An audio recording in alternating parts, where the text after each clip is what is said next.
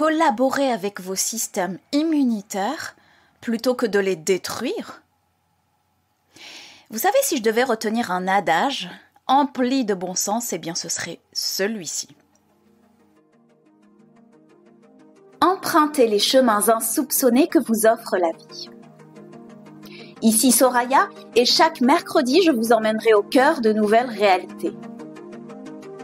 Au programme, auto-guérison, psychologie pratique, neurosciences, souveraineté intérieure et bien d'autres thèmes qui élargiront vos horizons pour vivre, mourir et renaître en toutes circonstances. Vous écoutez le podcast des chemins insoupçonnés. Bonjour chers auditeurs et je vous souhaite encore une fois la bienvenue sur ce nouvel épisode consacré à ce qui vous est précieux, voire très précieux, mais que vous ignorez peut-être. Ben, ce sont vos systèmes immunitaires. Vos systèmes immunitaires. Pourquoi est-ce que je parle de système au pluriel et non au singulier? Eh bien, si je fais référence à votre, non pas à votre, mais à vos systèmes immunitaires, c'est bien pour une raison. C'est qu'il y en a plusieurs. Je crois que ces derniers temps, certains mots ont pas mal été utilisés, n'est-ce pas?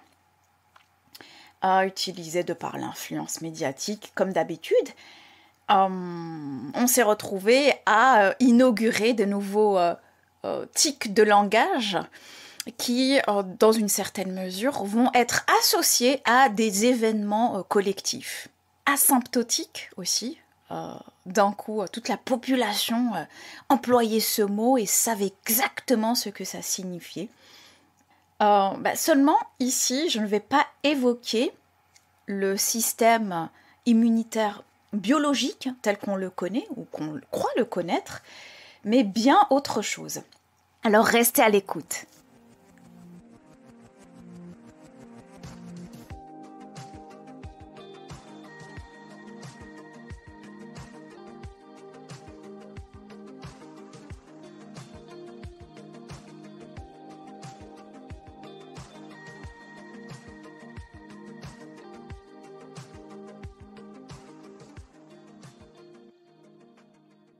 Pourquoi si peu d'intérêt pour nos chers serviteurs, fidèles et dévoués à notre intégrité biologique? En quoi le circuit émotionnel et les schémas de pensée sont des clés de notre intégrité psychologique? Et quelles sont les principales pistes que vous pouvez suivre pour collaborer avec vos systèmes immunitaires? Eh bien, ce seront là les principales questions auxquelles vous trouverez des réponses dans cet épisode et que je vous partagerai dans cet épisode. Avant tout, petit rappel sur le système immunitaire biologique ou les systèmes immunitaires biologiques.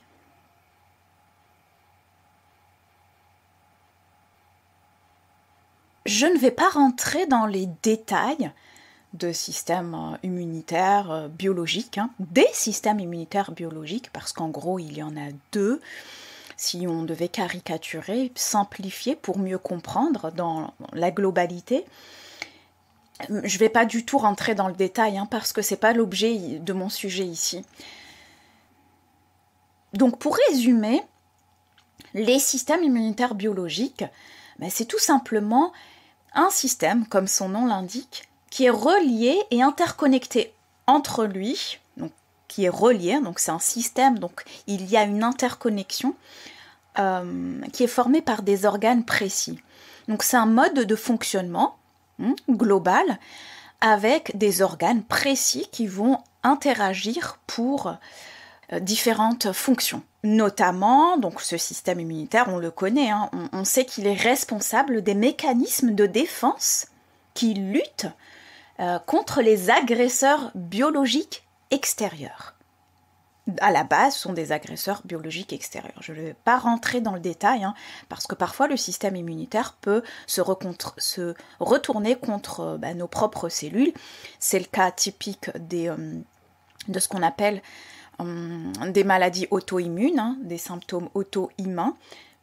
Et ça va pas du tout être l'objet de cet épisode, bien qu'il soit extrêmement relié. Alors en réalité, il y a deux systèmes biologiques. Enfin, on les a catégorisés en deux systèmes pour pouvoir les identifier parce qu'ils ont des caractéristiques de fonctionnement différents. Le système immunitaire inné, dans un premier temps, inné, comme son nom l'indique, qu'on acquiert à la naissance, et le système immunitaire acquis. On l'appelle aussi le système adaptatif spécifique. Voilà. En résumé, il y a deux systèmes, en gros, biologiques. Bien évidemment, je vais encore une fois pas parler de ces systèmes-là, mais je vais souligner la réciprocité de leur fonction, de leur rôle avec les systèmes immunitaires dont je vais vous parler. C'est-à-dire que là, on parle de mécanismes de défense. Et donc, qui dit mécanisme de défense dit donc protection par différentes manières. C'est un mécanisme assez spécifique dont on ne connaît pas forcément tous les rouages. Bien sûr, on joue sur cette ignorance du public pour parler de système immunitaire grâce à je ne sais quel procédé, mais cette ignorance du public est aussi le reflet de l'ignorance du système médical. Premièrement parce qu'ils n'ont pas forcément envie que l'on renforce notre système immunitaire biologique, pour la simple et bonne raison que les lobbies pharmaceutiques, ce sont eux qui dirigent l'économie, enfin c'est un des plus grands lobbies, non seulement en France mais dans le monde. Donc plus les systèmes immunitaires biologiques sont affaiblis chez les êtres humains, plus il y aura production médicamenteuse et donc gains financiers. C'est très logique. De l'autre côté, il y a aussi une ignorance de beaucoup de scientifiques, médecins, de personnes qui sont dans le monde médical, parce que ils ne s'intéressent pas forcément à ces systèmes biologiques.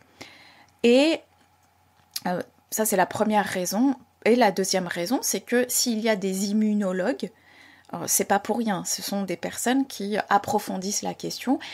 Ce sont des personnes qui donc participent à une certaine discipline dans la médecine qui n'est pas forcément entendue et dont on ne connaît pas forcément les tenants et les aboutissants.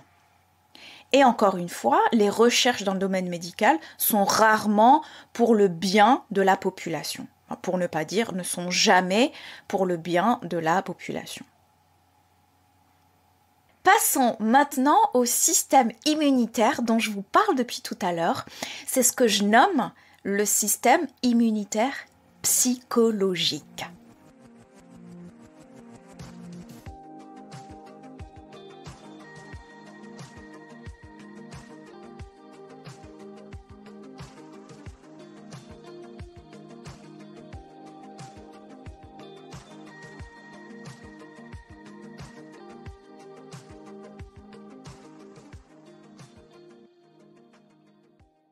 De quoi il s'agit ici, dans le système immunitaire? Quand je parle de système immunitaire psychologique, je pense que vous en avez une idée, mais je vais quand même approfondir et vous donner quelques clés pour pouvoir vous faire un allié plutôt qu'un ennemi qui pourrait se retourner contre vous.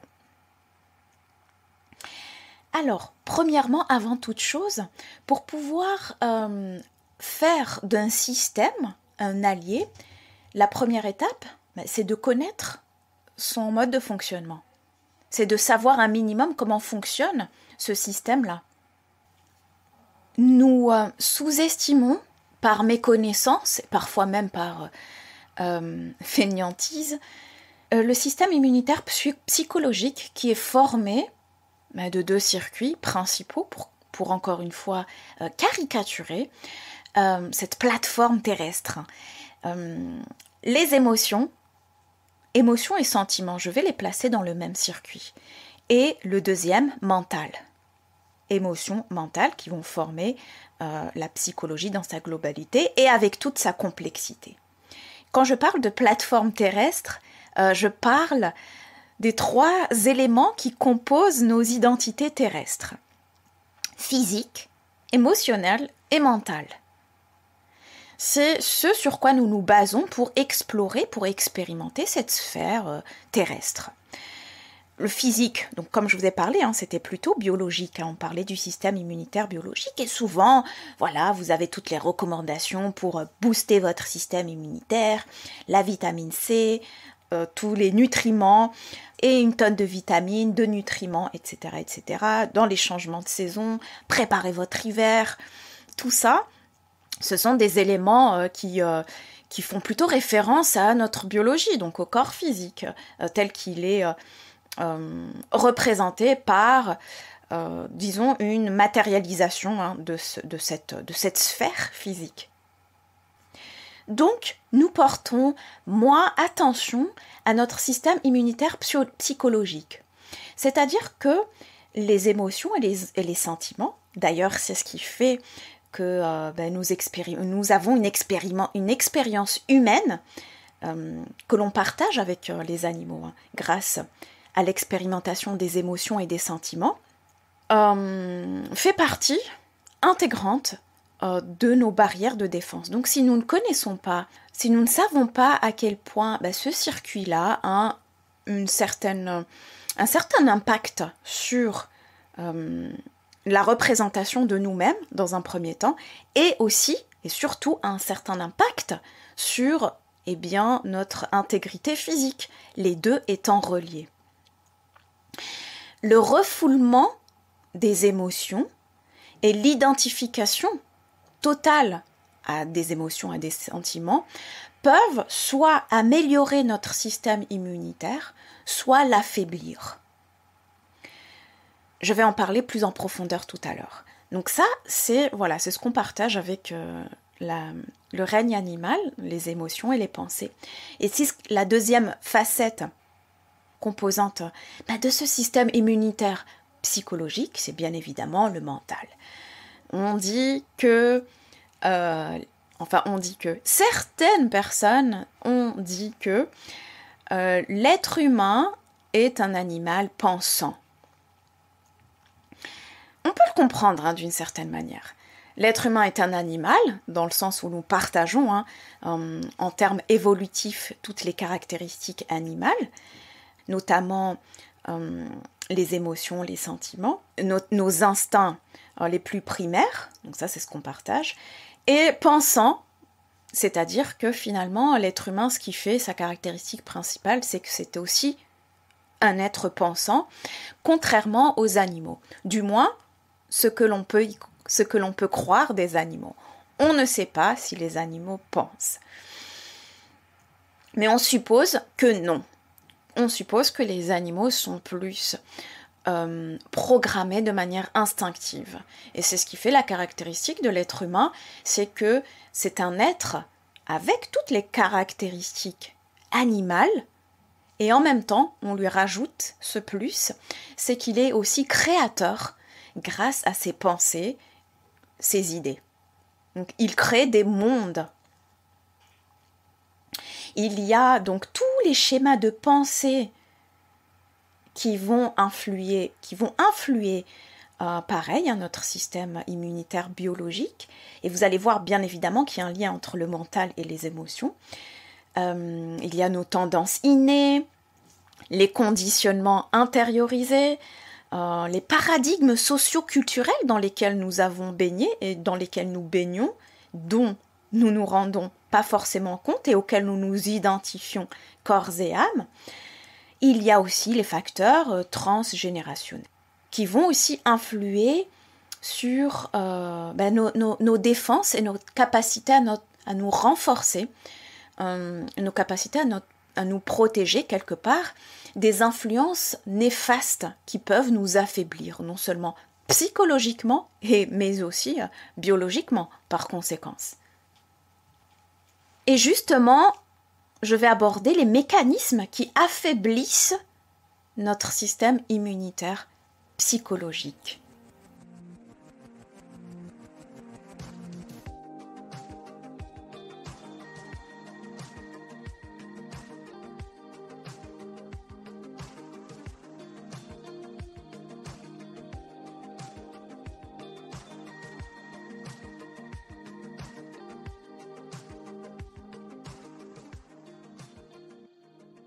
En termes individuels, D'accord? Si on prend la petite conscience individuelle que nous sommes, ou la grande conscience individuelle que nous sommes. Lorsque nous expérimentons, nous rentrons dans la vie avec toutes les perceptions que l'on peut avoir et le niveau des perceptions que l'on peut avoir et auxquelles nous pouvons nous identifier, nous expérimentons donc des émotions, des sentiments. Le fait de refouler les émotions, le fait de ne pas les exprimer, de ne pas les voir, de ne pas les écouter, de ne pas les accueillir, va quelque part générer une sorte de tension, une sorte de stress. Ces émotions veulent être vues, veulent être acceptées. Alors, quelque part, puisque vous ne voulez pas faire face à ces émotions-là et les laisser s'exprimer, les observer tout simplement, pas forcément les exprimer, mais les observer leur va-et-vient, eh bien elles vont s'exprimer d'une autre manière. La peur, celle que l'on connaît tous, et qui est le fondement de l'expérience humaine, la peur, du moins sur cette terre à ce niveau, va générer une certaine chimie dans le corps qui va donc informer les cellules d'un danger réel ou fictif. Et donc, au fur et à mesure que l'on ait peur, plus on maintient cette peur-là, plus on est dans cette énergie de peur, dans cette émotion de peur, les cellules vont à force s'affaiblir, puisqu'on va surutiliser leur capacité. Le message qu'on leur renvoie va être plus une barrière de protection. Donc générer de l'énergie, utiliser de l'énergie pour se protéger. Et à force, eh bien, l'utilisation de cette énergie à outrance génère un affaiblissement global du corps physique également. Plus on s'identifie à des émotions, que ce soit la peur, que ce soit la colère, que ce soit la tristesse, comme si ces émotions-là s'imprimaient en profondeur dans chacune de nos cellules et génèrent forcément une certaine chimie, une certaine biochimie dans le corps qui va donc nous affaiblir. C'est épuisant, c'est stressant pour nos cellules de toujours avoir ces informations-là constantes qui ne sont absolument pas naturelles chez l'être humain, du moins qui ne sont pas naturelles sur du long terme et constamment présentes. À côté de ça, justement, quand je dis qu'il est important de faire face, d'accueillir, d'observer de manière détachée, bien je pense que les mensonges ont un impact aussi sur notre système immunitaire. Les mensonges, c'est quelque part un conflit intérieur. Par exemple, entre ce que nous voulons penser et entre ce que nous ressentons. Donc un conflit psychologique entre le mental et les émotions, entre le mental et les sentiments, entre les pensées et les sentiments. Ce conflit permanent, c'est une forme de mensonge en nous. Et ces mensonges-là épuisent le système global et donc épuisent aussi le système biologique et donc le système immunitaire. Nous sommes beaucoup plus propices à être vulnérables lorsqu'on est dans un mensonge intérieur. À côté de ces mensonges, de ce que nous croyons être, des conditionnements, de ce que nous pensons qu'il est bon pour nous, des identifications auxquelles nous avons participé tout au long de notre vie, notamment durant notre enfance, tous ces mensonges-là vont nous faire poser la question de qui suis-je réellement, au-delà de le modèle familial, au-delà de le modèle sociétal, au-delà des rôles, au-delà de toutes les identifications, au-delà de ce que je peux, de tous ces rôles, de tous ces jeux collectifs, sociaux, qui suis-je finalement ? La libération c'est-à-dire la désidentification à toutes ces sphères qui nous ont collés depuis peut-être même des générations, hein, très probablement, eh bien, va être dans un premier temps hyper douloureuse, va être dans un premier temps effrayante, terrifiante peut-être, puisque nous avons été accrochés, puisque nous nous sommes accrochés à des rôles, à un mental en général, à des concepts, à des modes de fonctionnement, à diverses perceptions différentes. Mais le jour où ces mensonges-là font surface, eh bien c'est douloureux de les détacher. Nous avons été quelque part sécurisés finalement dans ces mensonges-là, parce que nous ne savons rien d'autre. Nous ne savons pas comment fonctionner dans un certain non-mensonge, que je n'appellerai pas forcément vérité. Donc un des mécanismes d'affaiblissement de notre système immunitaire, c'est tout simplement la gestion de notre énergie.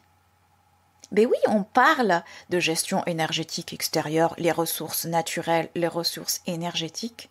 Mais ne saviez-vous pas que nous sommes également des énergies à différents niveaux, sur différents plans, qui ont différentes fonctions, différentes utilités, mais une méconnaissance de notre gestion énergétique, à savoir, premièrement, l'énergie mentale, l'énergie physique et également l'énergie émotionnelle.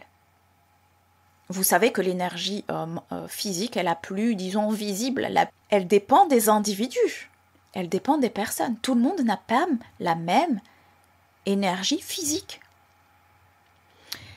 Par exemple, je vais typiquement prendre une personne qui va être beaucoup plus endurante, donc qui va avoir une énergie moyenne, mais qui dure dans le temps. Du moins, qui dure tout au long de la journée. Donc, qui sera capable de fournir des efforts physiques moyens, d'une intensité moyenne, mais qui va durer. D'autres personnes vont avoir une énergie beaucoup plus cyclique. Vous voyez que, par exemple, ne serait-ce que là, le fait de ne pas se connaître, le fait de ne pas s'écouter peut nous amener à, je ne sais pas, par exemple, explorer un travail qui ne nous correspond pas, dont le rythme ne nous correspond pas. Moi, je me reconnais, par exemple, dans l'énergie cyclique. Je ne suis pas adaptée pour pouvoir fonctionner dans la société. Bon, au-delà même de tous les paradigmes. Mais si je devais prendre uniquement le rythme quotidien, énergétiquement, ça ne me convient pas et ça ne répond pas à mes besoins. Au contraire, ça va à l'encontre de mon rythme naturel, que j'ai pu identifier au fil du temps, parce que je m'y suis intéressée. Donc, par exemple, les horaires imposés dans une société, ce qui est normal, parce que il faut bien trouver des règles communes, entre guillemets, de rythme commun, ne vont pas me convenir, mais absolument pas. À un moment donné, j'irai à l'encontre de ça. Donc, connaissant ça, j'ai forgé au fur et à mesure du temps la vie qui correspond à mon rythme, entre autres. J'ai forgé un mode de vie qui va correspondre à mon rythme cyclique. De la même manière, la gestion mentale, de l'énergie mentale. Tout le monde n'a pas forcément la même énergie mentale. Certaines fatigues, certains épuisements sont liés à la charge mentale. Donc, la charge mentale, des pensées qui tournent sans cesse, des idées qui tournent sans cesse, une concentration sans cesse, en subissant, c'est-à-dire en étant dans un mode de fonctionnement automatique, va faire en sorte que quelque part, il y a une surutilisation de nos capacités mentales. Donc le fait de savoir cela dans un premier temps, de connaître ses capacités de charge mentale, et deuxièmement, de savoir quand arrêter, quand pouvoir se régénérer mentalement quelque part. Et se régénérer mentalement, ça passe par forcément des exercices, forcément une hygiène globale. Donc vous voyez qu'on retourne toujours à la connaissance de son mode de fonctionnement et de mettre en pratique dans son quotidien, dans sa vie, dans son mode de vie, ce qui nous correspond. Mais avant de mettre cela en pratique, il faut d'abord identifier. Il y a aussi un élément qui risque de mettre en danger notre intégrité psychologique et donc notre système immunitaire psychologique, c'est l'excès de confort dans la jeunesse. Et l'excès de confort, tout court d'ailleurs. Je m'explique.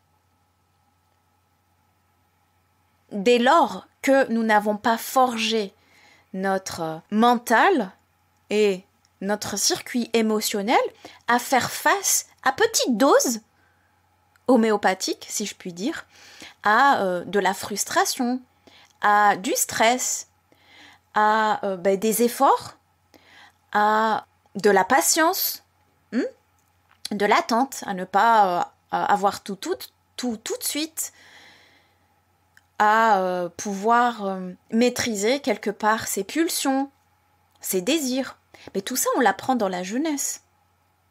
Bon, on peut l'apprendre plus tard, mais c'est beaucoup plus difficile du coup à réapprendre parce que nous aurons développé des mécanismes impulsifs qui seront beaucoup plus difficiles. Bon, bien évidemment, ce n'est pas impossible, mais qui seront beaucoup plus difficiles que si, dans notre jeunesse, nous avons été guidés de telle sorte à accepter certaines frustrations, certaines attentes, à accepter que les adultes ne répondent pas forcément, non pas aux besoins, mais à tous les désirs, va faire en sorte que, intérieurement, l'enfant va lui-même s'adapter.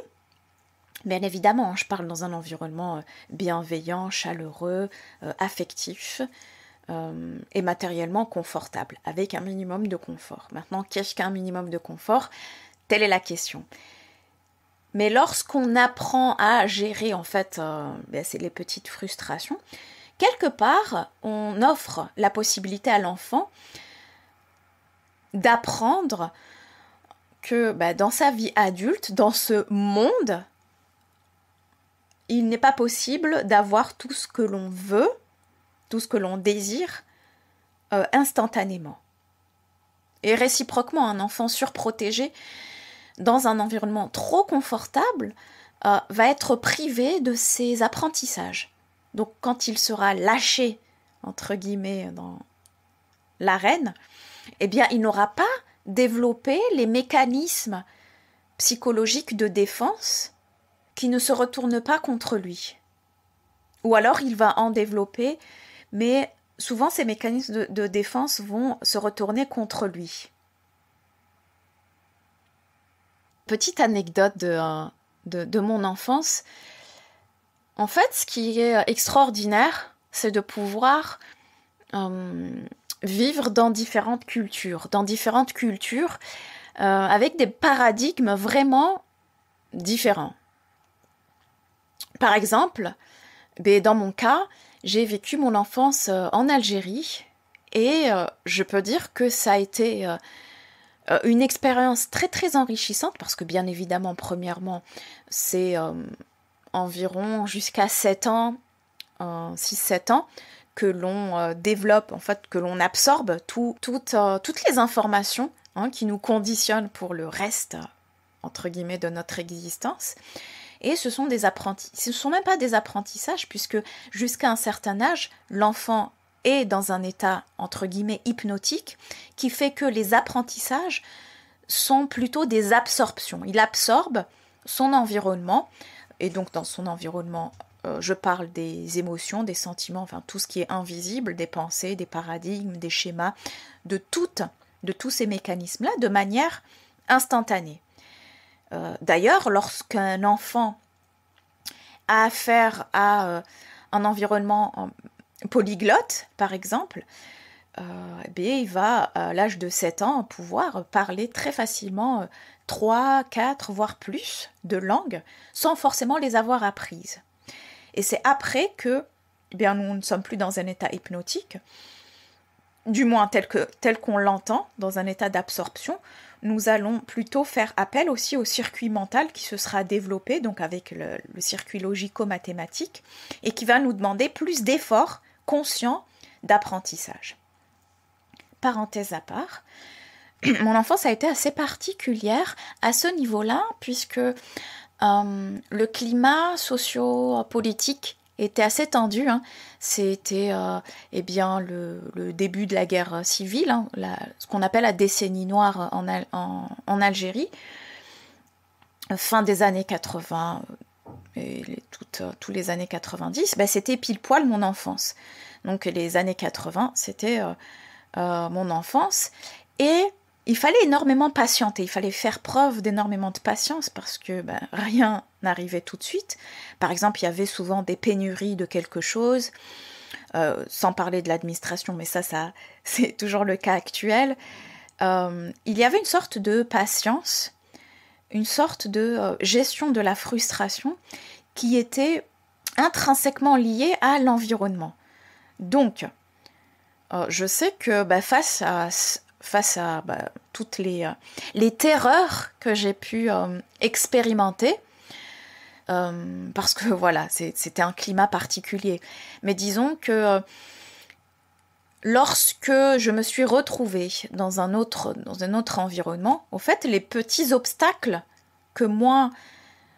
auxquels je pouvais faire face, et avec bien d'autres personnes, nous avions créé une force mentale quelque part pour pouvoir pallier aux petits obstacles ou à ce qui était considéré comme énorme lorsque nous avons côtoyé d'autres enfants, par exemple, les adolescents.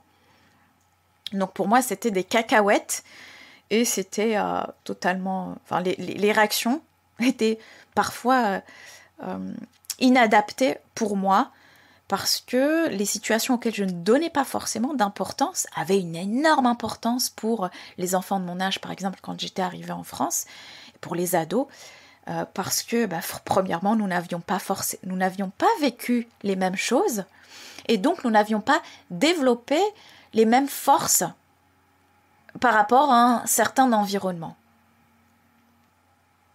Sans aller dans l'extrême de mon cas, je crois que certains mécanismes sur lesquels nous appuyons trop pour les enfants, trop de confort pour les enfants et plus tard pour l'adulte, ne fait pas qu'il affronte quelque part des circonstances extérieures.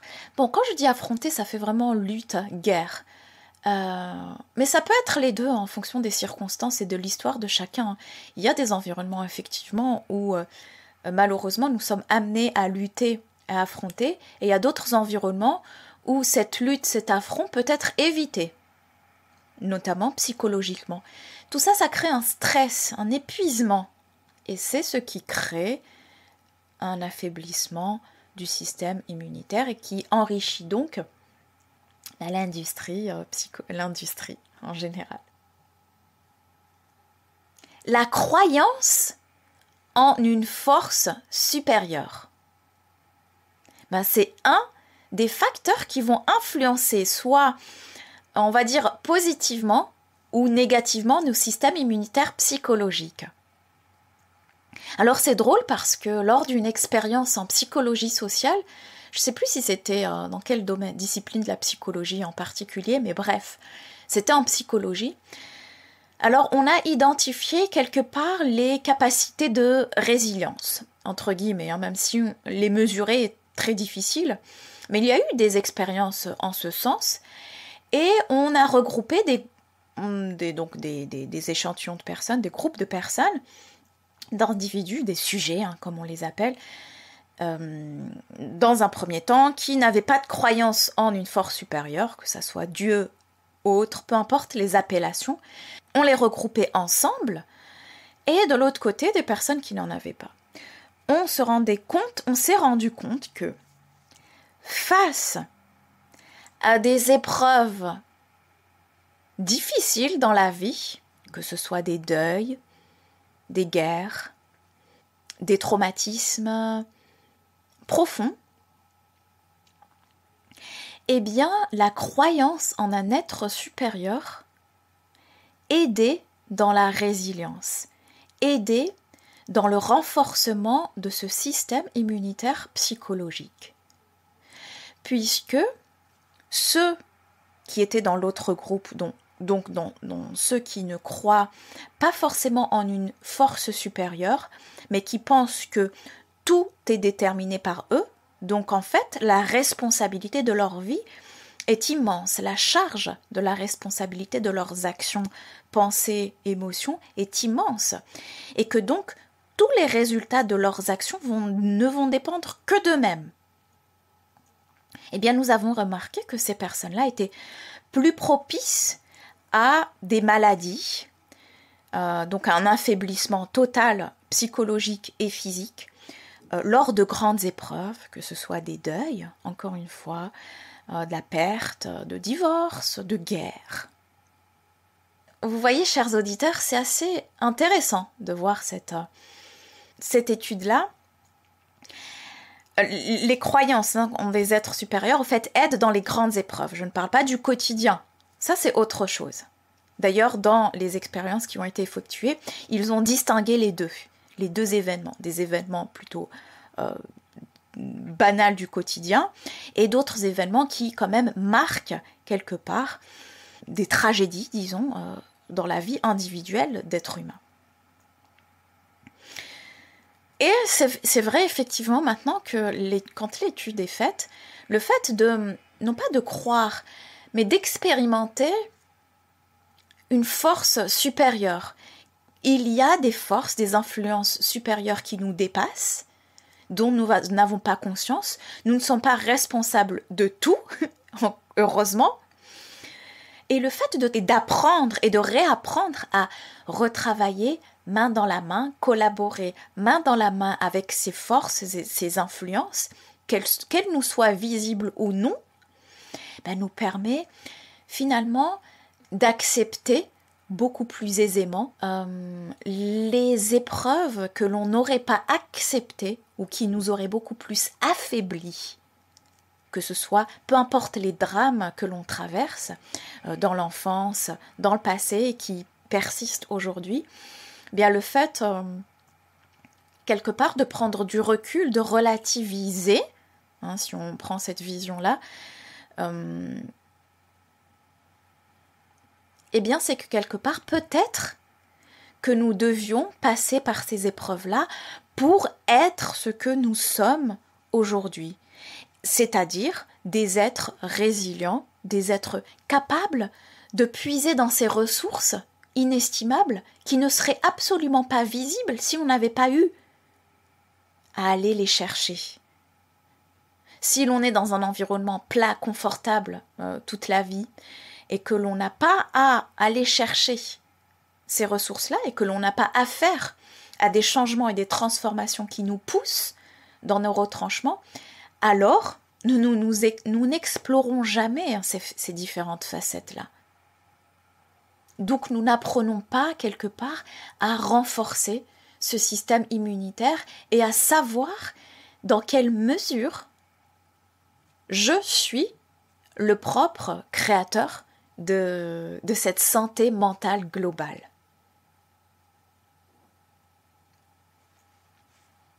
Abordons maintenant la dernière partie qui est consacrée aux mécanismes de défense, aux mécanismes qui affaiblissent notre système immunitaire psychologique, mais au niveau collectif cette fois-ci. Au niveau collectif, alors nous sommes certes des consciences individuelles, mais nous baignons dans un océan de conscience collective. Ce qu'on appelle souvent l'inconscient collectif. Donc, nous sommes forcément influencés, consciemment et bien évidemment inconsciemment, comme son nom l'indique. Lorsque nous sommes conscients de ces influences, c'est déjà un très bon signe de libération justement de ces influences-là.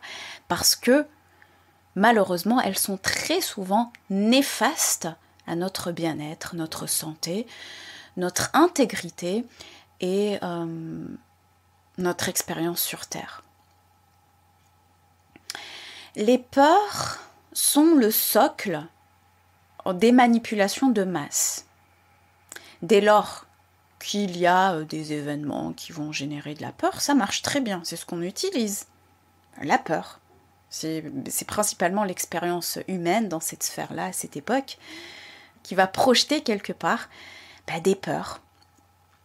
Et quand je parle de peur, je ne parle pas de peur par rapport à l'atteinte de notre intégrité physique. Malheureusement, c'est toujours le cas dans certains endroits dans le monde, mais si je m'adresse à vous, c'est que peut-être, je pense, que vous n'êtes pas dans un climat de terreur sociale, vous n'êtes pas dans un pays en guerre où si vous ressortez de chez vous, vous risquez de mourir ou de vous faire attaquer, ou qu'une bombe explose et détruise votre maison, votre famille, etc. Je parle des peurs créées, voilà, qui touchent nos plus profonds besoins. Donc, à niveau collectif, on utilise bien souvent ces peurs-là. Bon, aujourd'hui, elles sont beaucoup plus sophistiquées en fonction des endroits dans lesquels on se trouve, parce que derrière, il y a tout un argumentaire. Mais derrière l'argumentaire, il y a toujours ces peurs-là qui font partie des structures. On a mis en place des structures, des institutions qui sont déshumanisantes aujourd'hui. En général, pour ne pas dire toujours, les structures dans lesquelles la plupart des êtres humains vivent ne sont pas des structures saines. Elles forment partie d'un tout, et ce tout-là est lié à déshumanisation par l'artificialisation et notamment la recherche de rendement économique. Donc, cette recherche de rendement économique va être le socle d'une mise en place, d'une artificialisation, d'une technologisation, je ne sais pas si ça se dit, en tout cas d'une utilisation de la technologie de plus en plus grande dans tous les domaines, dans tous les secteurs, et qui donc vont diminuer les interactions, vont diminuer les interactions humaines, et elles vont les automatiser, elles vont faire en sorte que l'humain n'est rien d'autre qu'une ressource. D'ailleurs, on appelle bien ressources humaines, à exploiter, à extraire, pour pouvoir être le plus productif possible. Bon, ça c'est dans l'environnement économique. Maintenant, dans la globalité de la manipulation de masse, la peur est très très très intéressante. Si vous avez peur, vous êtes dans une sorte de détresse psychologique. Je caricature, mais pour ceux qui se sont penchés un peu plus en profondeur sur les dessous de ce que nous observons, de ce monde-là, eh bien, si on se penche sur la manipulation à travers la peur est vendue pour donc manipuler, pour orienter les comportements dans une certaine direction. En général, cette peur s'accompagne d'un affaiblissement de notre système immunitaire psychologique.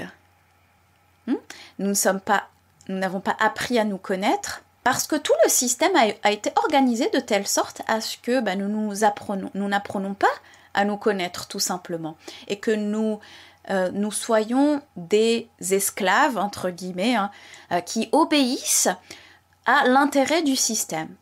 Donc, on utilise des personnes, on utilise des dons, des talents pour le fonctionnement du système, puis après on les rejette et on les jette. Tout cela, encore une fois, nous affaiblit et nous avons de moins en moins la capacité à nous relever de situations dans lesquelles nous avons sombré. Et tout ça profite bien évidemment à différents lobbies, notamment pharmaceutiques. Encore une fois, je l'ai signalé tout à l'heure, n'est-ce pas ? Imaginez, chers auditeurs, si nous vivions dans un monde dans lequel, dès l'enfance, on nous apprend les fondements, premièrement, du fonctionnement de notre biologie, de ce corps. Et à côté de ça, on nous apprend comment fonctionne ce circuit émotionnel, ce circuit, ces schémas mentaux comment les utiliser à bon escient, qu'ils nous soient bénéfiques, pouvoir la diriger selon nos élans. Imaginez si nous avions appris cela dès l'enfance. Vous pensez vraiment qu'il existerait autant de maladies? Les pollutions en tout genre, produits toxiques, sucre, alcool, épandage, donc ce qu'on appelle les chemtrails, les médicaments, les métaux lourds, aluminium, mercure, etc., l'électromagnétisme, tout ça ce sont des polluants qui abaissent notre système immunitaire, qui nous fragilisent et qui fait en sorte que nous soyons plus dociles. Donc il faut avoir une certaine conscience, force, courage, conscience, et puis aussi une propension à la liberté et la vérité, ce qui n'est pas forcément donné à tout le monde.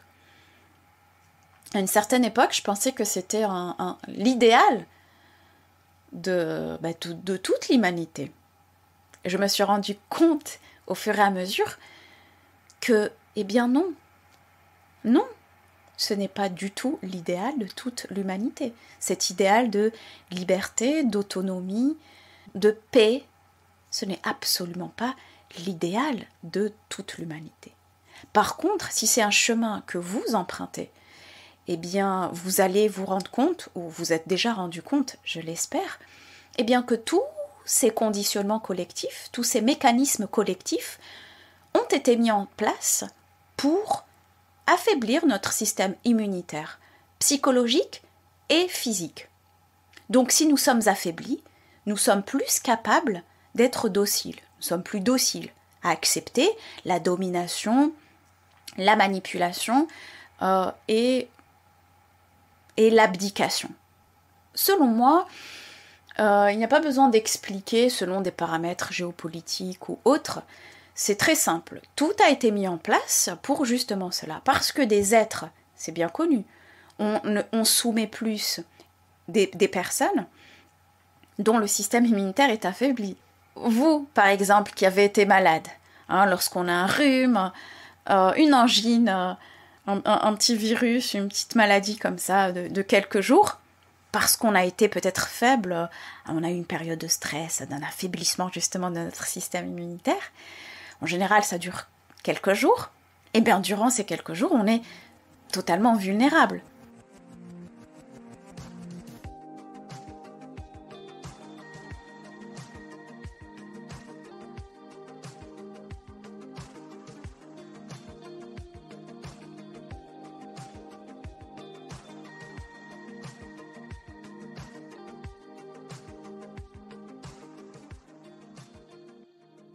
Et voilà, chers auditeurs, nous arrivons à la fin de cet épisode-là. Et comme je le souligne, le fil conducteur de mon message, du message essentiel, ici, une des clés des systèmes, du renforcement de ces systèmes immunitaires psychologiques, c'est encore une fois de réapprendre à se connaître. Et surtout, mettre en pratique les éléments qui vous permettent de reprendre cette existence entre vos mains et vivre en harmonie avec tous les éléments qui nous entourent. Je vous souhaite donc à tous de faire de vos systèmes immunitaires vos plus précieux alliés. À la semaine prochaine pour un nouvel épisode. D'ici là, prenez bien soin de vous.